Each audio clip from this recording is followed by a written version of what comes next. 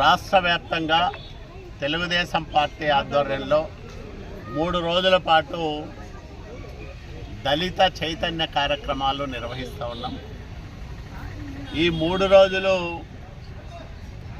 ఎందుకు ఈ కార్యక్రమాలు నిర్వహిస్తూ ఉన్నామంటే, ఒకటి 2 ఏళ్లలో కూటమి ప్రభుత్వం దళితుల సంక్షేమానికి అభివృద్ధికి చేసిన కార్యక్రమాలను చెప్పుకోవడం, రెండోది గతంలో 5 ఏళ్ల జగన్మోహన్ రెడ్డి పరిపాలనలో జరిగిన దారుణాలు, నేరాలు, ఘోరాలను ఒక్కసారి ప్రజలకు, ప్రపంచానికి గుర్తు చేయడం ఈ 3 రోజుల కార్యక్రమం ఉద్దేశం.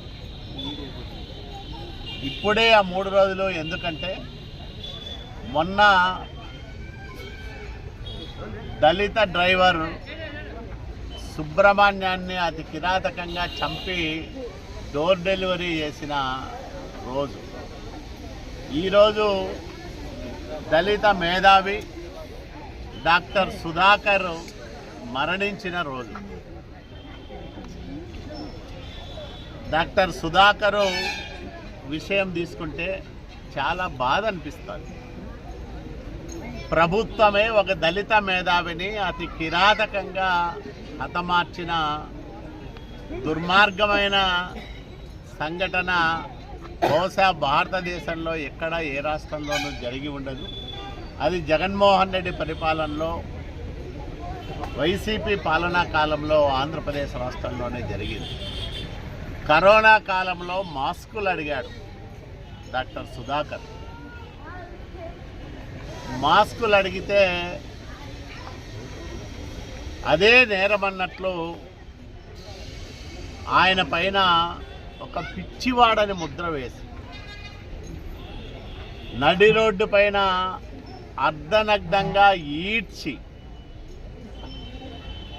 బంధించి అతని మరణానికి జగన్మోహన్ రెడ్డి కారకుడయ్యాడు. ఇట్లాంటి దళిత మేధావుల పట్ల జగన్మోహన్ రెడ్డి ఎంత కిరాతకంగా ప్రవర్తించాడో తలుచుకుంటేనే బాధేస్తారు. మామూలు ఎంబీబీఎస్ డాక్టరో లేకపోతే స్పెషాలిటీ, సూపర్ స్పెషాలిటీ చేసిన డాక్టరో ఒక ఎత్తు అయితే, అతను అనస్థీషిస్ట్, మత్తు డాక్టర్గా పనిచేయాలంటే చాలా ప్రతిభ ఉండాలి.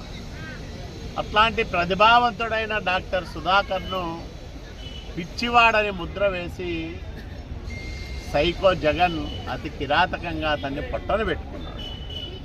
ఈరోజు డాక్టర్ సుధాకర్ మరణించిన రోజు కాబట్టే ఈరోజు ఈ కార్యక్రమాన్ని మేము నిర్వహిస్తాం. జగన్మోహన్ రెడ్డి 5 సంవత్సరాల పరిపాలనలో 200 మంది దళితులు ఈ రాష్ట్రంలో అత్యంత కిరాతకంగా హతమార్చబడ్డారు. దాడులు 14-19తో పోలిస్తే 19-24 మధ్య 10 రెట్లు పెరిగాయి దళితుల పైన దాడులు. దళిత మహిళలకు రక్షణ లేకుండా పోయింది. దళిత మహిళలకు భద్రత లేని రాష్ట్రంగా భారతదేశంలో జగన్మోహన్ రెడ్డి హయాంలో ఆంధ్రప్రదేశ్ నెంబర్ 1 స్థానంలో నిలబడింది. ఈరోజు చూస్తూ ఉన్నాం, డ్రైవర్ సుబ్రహ్మణ్యాన్ని చంపిన ఎమ్మెల్సీ అనంతబాబు సాక్ష్యాలను తారుమారు చేయడానికి ప్రయత్నం చేసిన అభియోగాలపైన మళ్ళా విచారణ ఎదుర్కొంటూ ఉన్నాడు. అంటే విచ్చలవిడితనం, ఏమి చేస్తారులే అనే ఒక విచ్చలవిడితనంతో వీళ్ళు చేసిన అరాచకాలు, అన్యాయాలు ఇన్ని కావు. కాబట్టి ఈరోజు ఆ అన్యాయాలను, దురాగతాలను, దుర్మార్గాలను ప్రజలకు గుర్తు చేయడం, అట్లాగే ఈరోజు ఇప్పుడే మనం మైలారి అని కొల్లారి అనే ఒక దళిత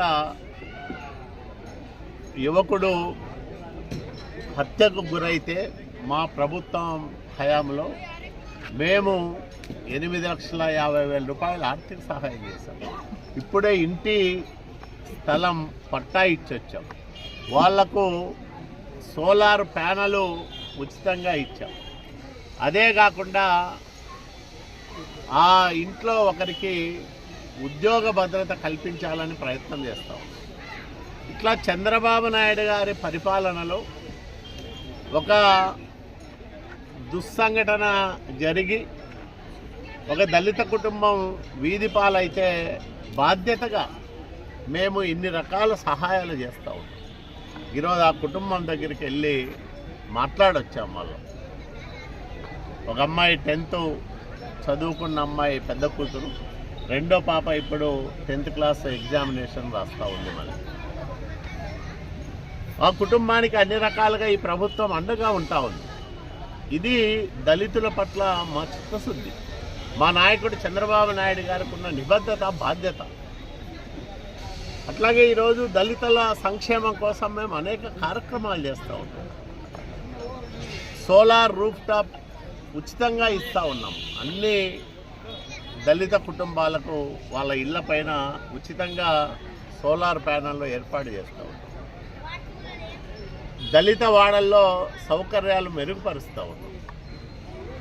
అనేక రకాల సంక్షేమ కార్యక్రమాలు అమలు చేస్తూ ఉన్నాం. కాబట్టి దళితుల మేలుగోరే ప్రభుత్వం కూటమి ప్రభుత్వం, చంద్రబాబు నాయుడు గారి ప్రభుత్వం.